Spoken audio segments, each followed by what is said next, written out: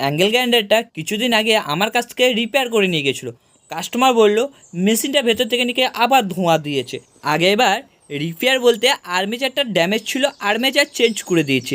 কিন্তু এবার কী প্রবলেম হচ্ছে সেটাই দেখতে হবে। এবার যাই প্রবলেম হোক না কেন কাস্টমারকে আমাকে ফ্রিতে করে দিতে হবে।